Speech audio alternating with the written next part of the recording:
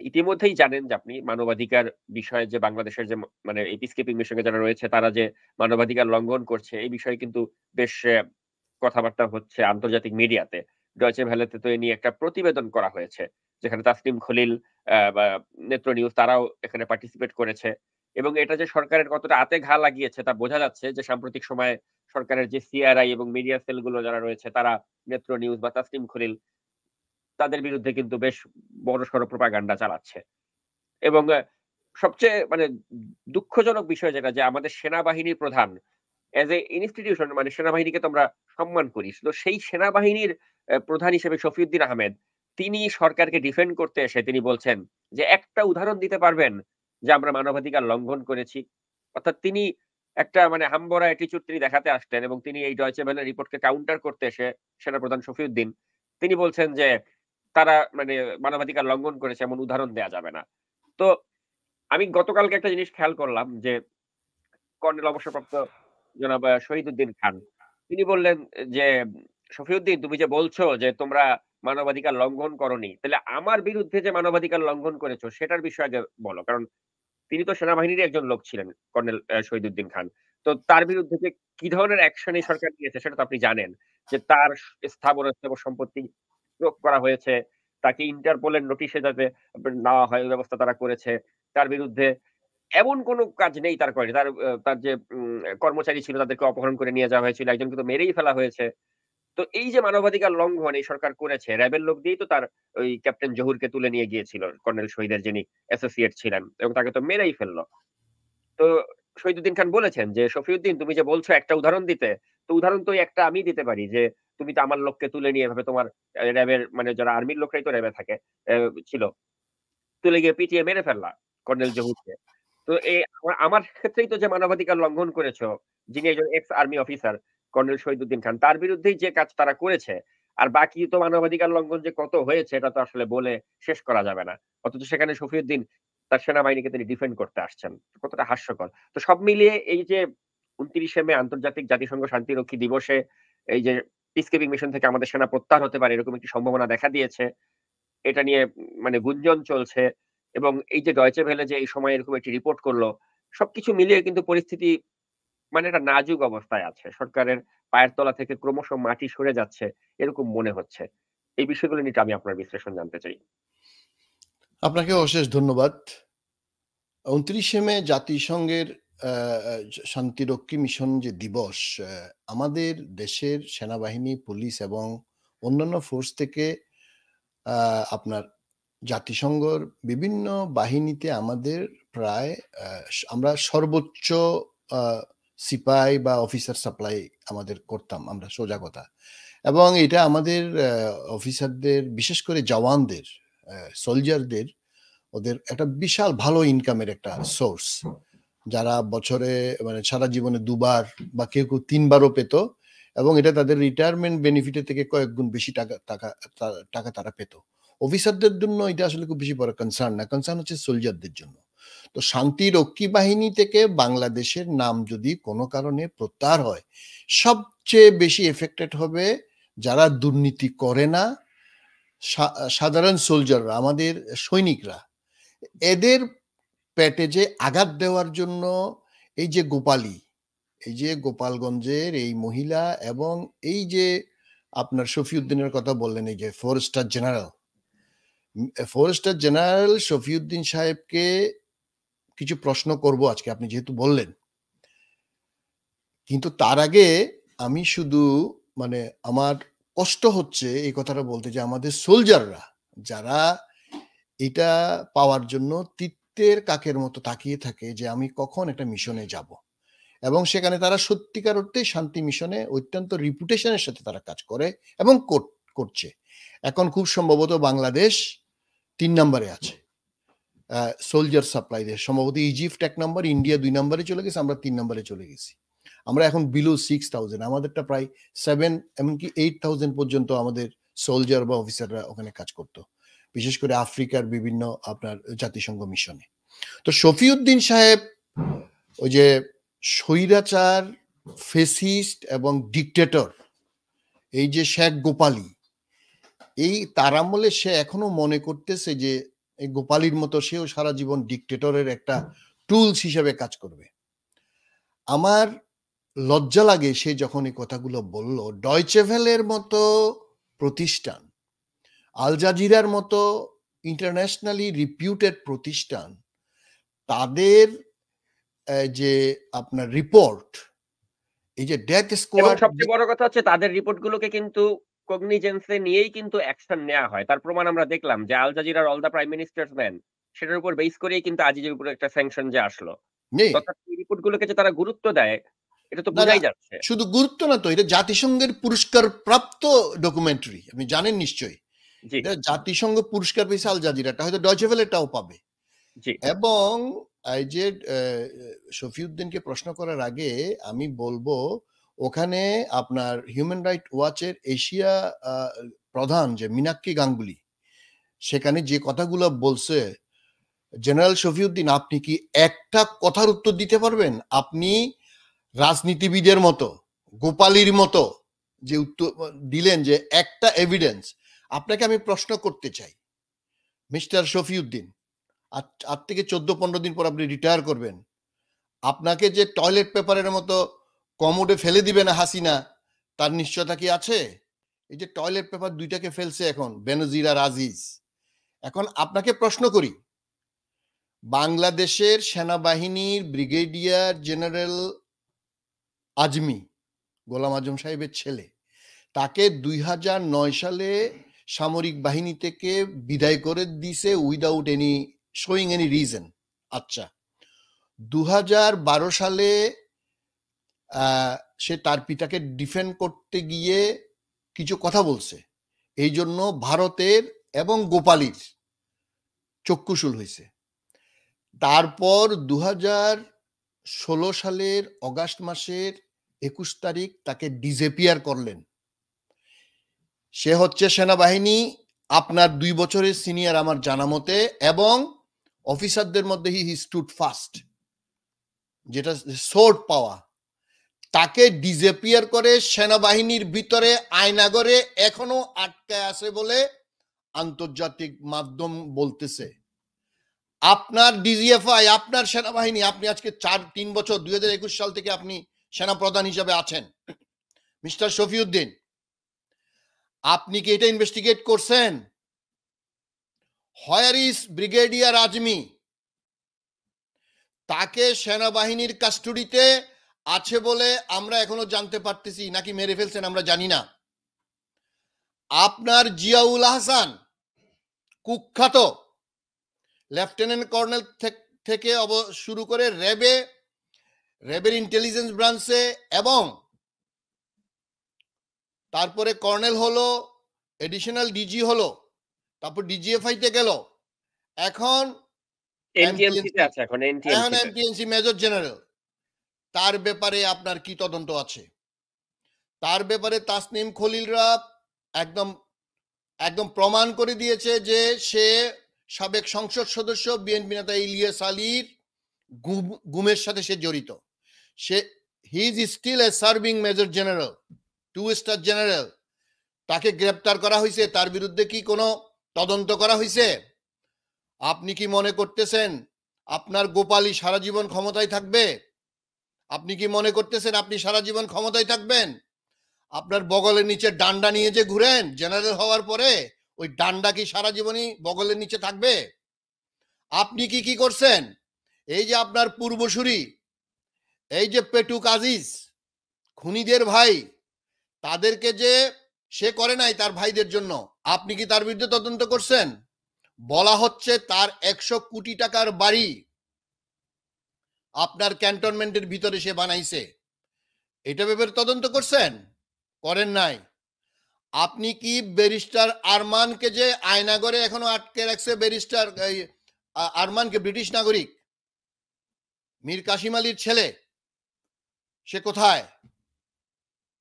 কোথায়? ডিজিএফআই কি বাংলাদেশের ট্যাক্সের পয়সায়, আমাদের ট্যাক্সের পয়সায়, 18-19 কোটি মানুষের দেশের ট্যাক্সের পয়সায় আপনাদের বেতন, আপনি যে ডান্ডা ঘুরান, আপনি যে 10টা গাড়ি চালান, আপনি যখন বিএমডব্লিউ তে চড়েন, আপনার বাপের টাকা না শেখ হাসিনার বাপের টাকায় চলেন, বাংলাদেশের মানুষের টাকায় চলেন। You are the servant of the people of Bangladesh. You are not servant of Hasina. You are not servant of Gopali. You are not servant of all this nonsense and goons. গুন্ডাদের পালেন। কি তদন্ত করছেন আপনি? Colonel Hasinur Rahman আপনার সেনাবাহিনীর colonel Hasinur রহমানকে যে গুম করলো ডিজিএফআই, তাকে যে টর্চার করলো, তার বিরুদ্ধে যদি আপনার কোনো অভিযোগ থাকে তাকে কোর্ট মার্শাল করবেন, বিচার করবেন, সেনাবাহিনীর আইন আছে। তাকে যে ডিসঅ্যাপিয়ার করলেন, কর্নেল শহীদ সাহেব যে অভিযোগ করলো, এটার ব্যাপারে কি তদন্ত আপনি করছেন? আপনি কি হাসিনার পা চাটেন? হাসিনার স্যান্ডেল নাড়াচাড়া করার জন্য আপনাকে সেনা প্রদান করা হয়েছে? আপনি যে বললেন একটা প্রমাণ, আপনি কি ডয়চে ভেলে কি ছেলে খেলা মনে করেন? আল জাজিরাকে ছেলে খেলা মনে করেন? যেসব রিপোর্ট আমার কাছে জাতিসংঘের শান্তিরক্ষীর 402টা রিপোর্ট আমার সামনে আছে, সবগুলোর সাথে র্যাবের সেনাবাহিনীতে যারা ডিপুটেড ছিল তারা জড়িত এবং ডিজিএফআই জড়িত বলে human right watch, amnesty international, United Nations human rights commission আমাদেরকে বলছে মানে রিপোর্ট তাদের অনলাইনে এগুলো পাওয়া যায়। তাহলে আপনি যে বললেন একটা রাজনীতিবিদের মতো, মৃত্যু গুন্ডার মতো অথর্ব 4 স্টার জেনারেল হইছেন পা চেটে, আপনাদের প্রশ্ন করতে চাই, বাংলাদেশ সেনাবাহিনীকে কি আপনারা চালান নাকি র চালায়? অভিযোগ আছে র অপারেটিভ ইনসাইড ক্যান্টনমেন্ট। কারা এরা? বাংলাদেশের সিকিউরিটি কি আপনারা মইনুল আহমেদের পর থেকে যে ইজারা দিচ্ছেন বলে মানুষ প্রশ্ন করে, তার উত্তর কি আপনি দিয়ে যাবেন? যদি কোনো কারণে 29শে মে, আজ থেকে একদিন পরে, যদি শান্তিরক্ষী মিশনের ব্যাপারে যদি জাতিসংঘ কোনো সিদ্ধান্ত নেয়, এর দায় দায়িত্ব কি আপনার কাঁধে বর্তাবে না? ডোনাল্ড লু সম্প্রতি বাংলাদেশে আসছে, এসে আপনারা অনেক দেন দরবার করছেন। আপনার সেনাবাহিনীর 3 জন অফিসারের বিরুদ্ধেও, সার্ভিং 3 জন অফিসারের বিরুদ্ধেও স্যাংশন আছে। আরো কার কার বিরুদ্ধে আছে আমরা জানি না। তাহলে আপনার সাবেক সেনা প্রধানের বিরুদ্ধে নতুন ভাবে স্যাংশন দিল, when he was army chief, when he was BGB chief, সে যে কুকর্ম করছে তার জন্য। আপনি কি এগুলো তদন্ত করছেন? বলেন আপনি। আপনি রাজনীতিবিদের মতো কথা বলবেন না, আমরা আপনাকে গালিগালাজ করতে চাই না। আপনি বাংলাদেশ সেনাবাহিনীর আইনে কি সেনাবাহিনীকে চালান নাকি ওই যে গোপালীর স্যান্ডেলের আইনে চালান, ভ্যানিটি ব্যাগ থেকে যেটা বের করে সেটা চালান? বাংলাদেশের পার্লামেন্ট, বাংলাদেশের জুডিশিয়ারি, বাংলাদেশের পুলিশের মতো বাংলাদেশ সেনাবাহিনী আপনারা চালান। আমি দেখলাম সেনা প্রধান হলে আপনারা এখন কতগুলো বিজনেস চালান।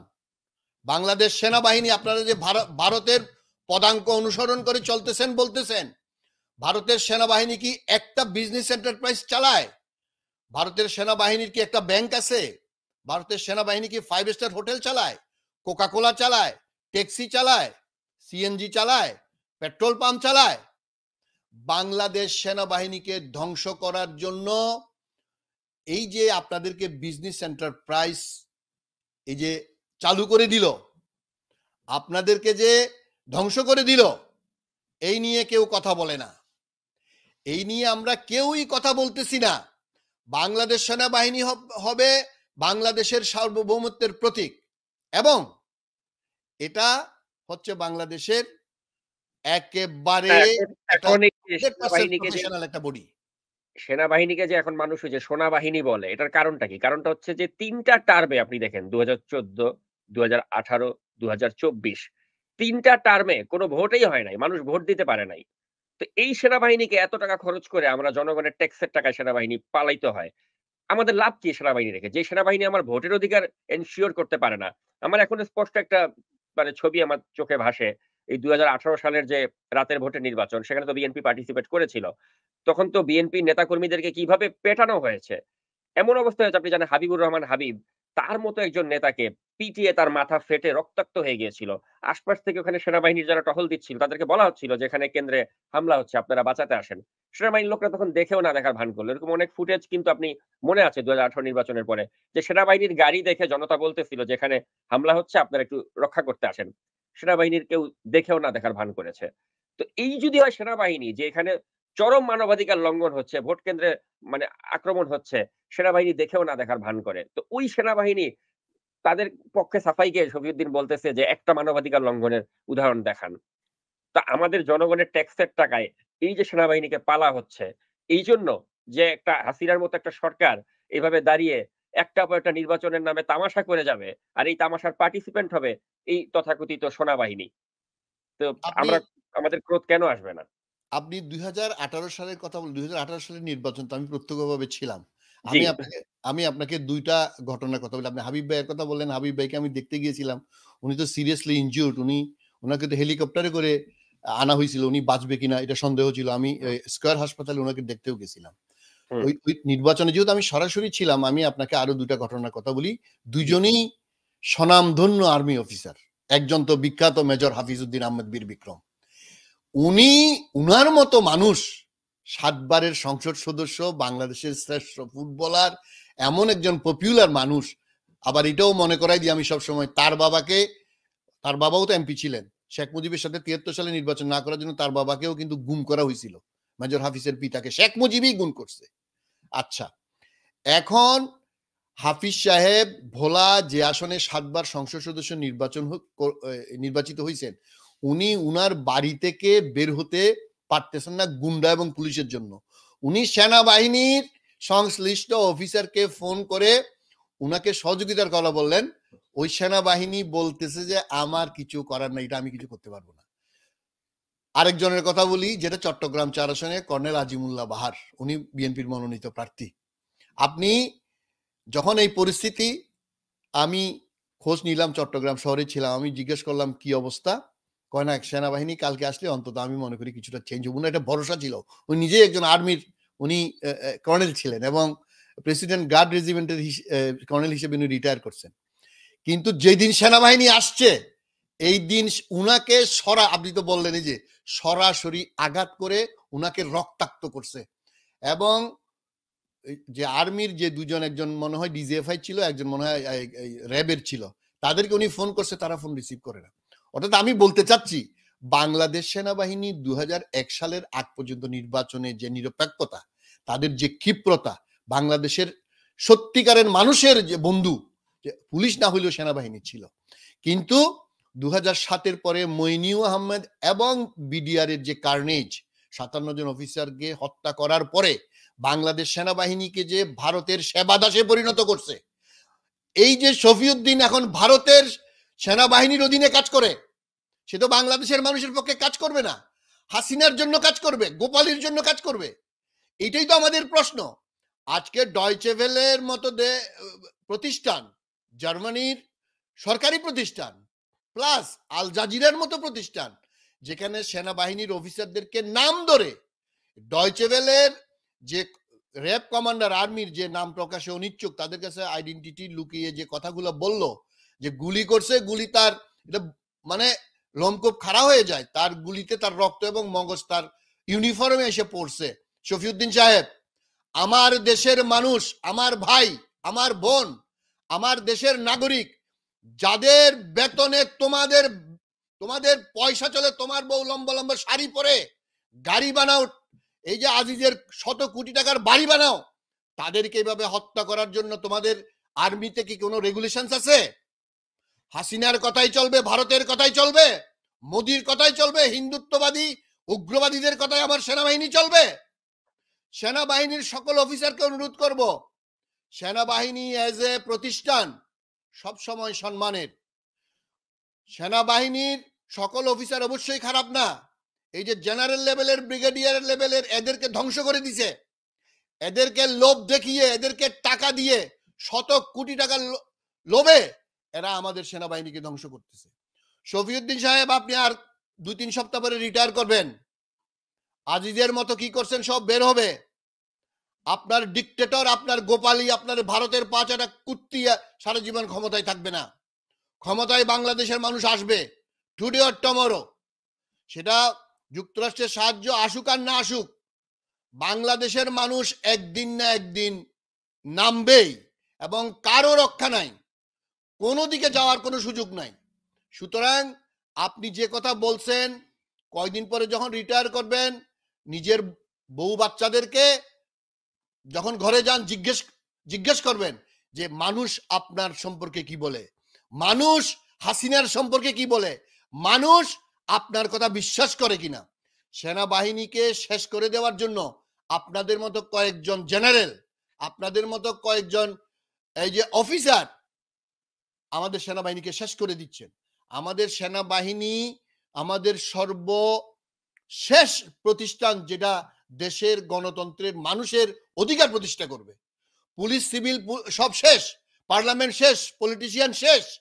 কিন্তু আপনারা যদি এইভাবে গুন্ডার মতো, বদমাইশের মতো, চাঁদাবাজের মতো এইরকম যদি বেশ্যাবৃত্তি করেন, তাহলে তো বাংলাদেশের মানুষ আপনাদেরকে ছাড়বে না। আপনার পরিণতিও আজিজ বেনজিরের মতোই হবে।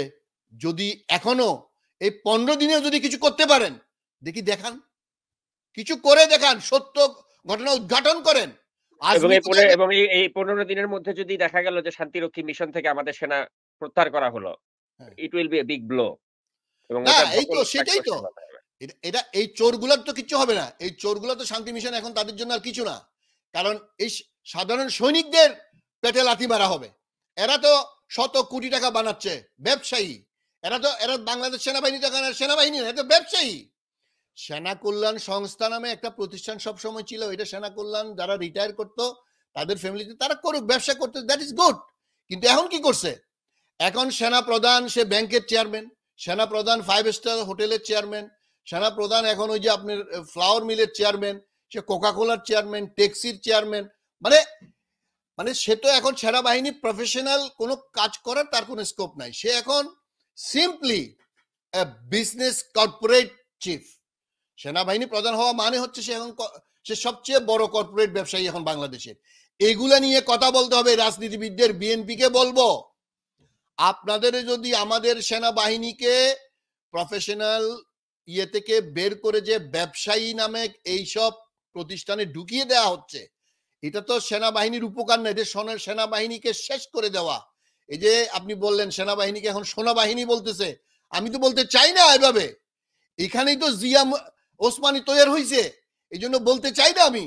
কিন্তু আপনারা যে বাংলাদেশ সেনাবাহিনীকে এইভাবে ধ্বংস করে দিচ্ছেন, এভাবে ব্যবসায়িক নামে স্মাগলার তৈরি করতেছেন, এখানে এটা তো স্মাগলার তৈরি করার প্রতিষ্ঠান না, এটা তো হাইলি কোয়ালিফাইড প্রফেশনাল যারা দেশের সার্বভৌমত্ব রক্ষা করবে, আমাদের দেশের নিরাপত্তা রক্ষা করবে।